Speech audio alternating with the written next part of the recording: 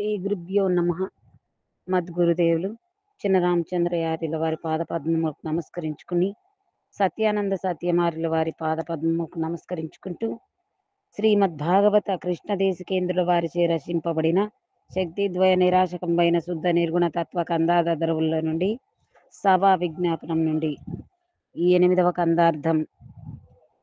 శివరామ దీక్షితుల శిష్యవరుండప్పయ్య మంత్రి అతని శిశువుడి, భువి పరశురామ వంశోద్భవ సీత రాములతని భక్తుడా సుమ్మి, తద్బోధ ప్రాయుక్తుడా సుమ్మి, స్తవనీయులగు మీరు ఉత్సాహముతో ఈ గాథ వినుడి నే కందార్థముల చే వినిపింతు, భక్తుడా సుమ్మి, తద్బోధ ప్రాయుక్తుడా సుమ్మి. మద్గురుదేవులు శ్రీ శ్రీ పరమానంద శంకరనారాయణ స్వామి వారి పాదపద్మములకు నమస్కరించుకుంటూ,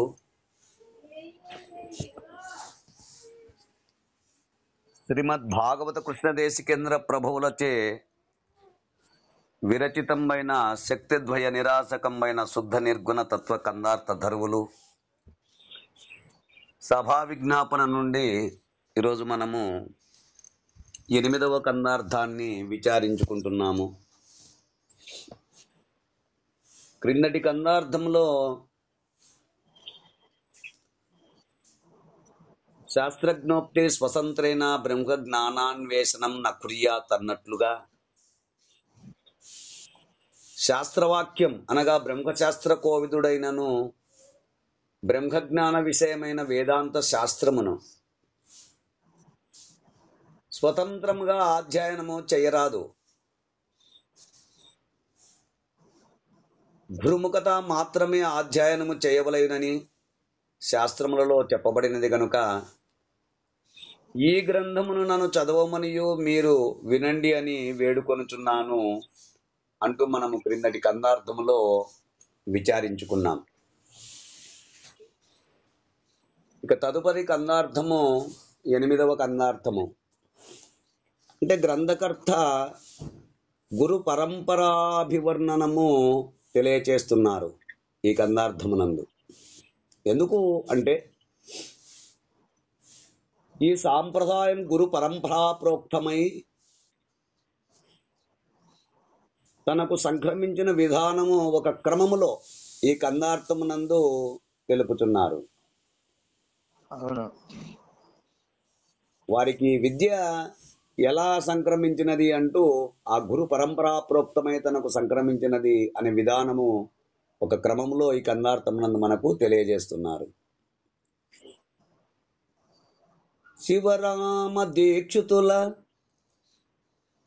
శిష్యవరుండప్పయ్య మంత్రి అతని శిష్యుడి, భువి పరశురామ వంశోద్భవ సీతారాములు అతని భక్తుడా సుమ్మి, తద్బోధ ప్రాయుక్తుడా సుమ్మి, స్తవనీయులగు మీరుత్సాహముతో ఈ గాథ వినుండి నే కందార్థములచే వినిపింతు, భక్తుడా సుమ్మి, తద్బోధ ప్రాయుక్తుడా సుమ్మి.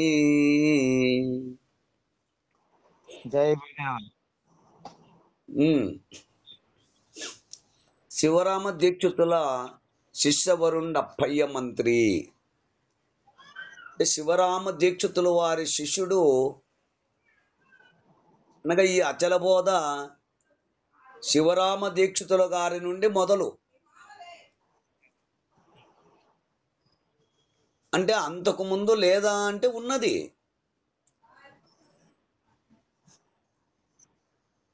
కానీ ఒక పద్ధతిగా లేకపోవడం వల్ల దానినంతా ఒక చోట క్రోడీకరించి ఒక క్రమంలో చేర్చిన వారు శివరామ దీక్షితులు. మరి వారి శిష్యులు మంత్రి కంబాలూరి అప్పయ్య మంత్రివర్యులు. అతని శిష్యుడు అనగా అప్పయ్య మంత్రి వారి శిష్యులు ఈ భువి అనగా ఈ భూమి మీద పరశురామ వంశోద్భవ సీతారాములు అనగా పరశురామ వంశములో పుట్టిన సీతారాములు అని పేరు గలవారు.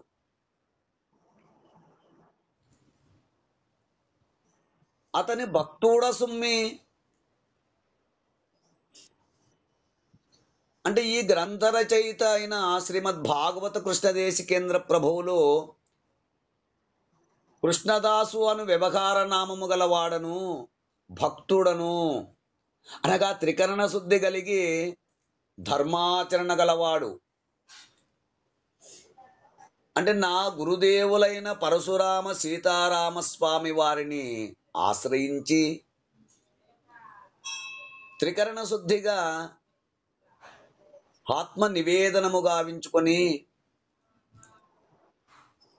చతుర్విధ శుశ్రూషలచే వారిని మెప్పించి ఒప్పించి తద్బోధ ప్రయుక్తుడా సుమ్మి అంటే ఆ బోధ ఆరూఢత పొందినవాడు, అంటే విమర్శనా జ్ఞానము గలవాడు. వారి అనుగ్రహము ద్వారా పరిపూర్ణ బోధను ఆరూఢ పరుచుకొని ఇక స్తవనీయులకు మీరు పొగడదగిన వారు, పూజ్యనీయులు గనక ఎంతో ప్రజ్ఞ గలవారగు మీరు ఉత్సాహముతో అంటే సంతోషముతో పట్టుదలతో శ్రద్ధతో ఈ గాథ వినుండి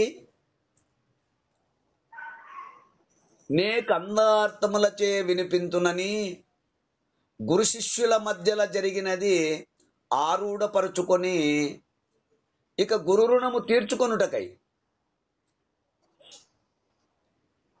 లోక కళ్యాణమునకు కృష్ణదాసు అను వ్యవహార నామముతో ఉన్న నేను ఈ పరిపూర్ణ బోధను కందార్థముల ద్వారా రచించి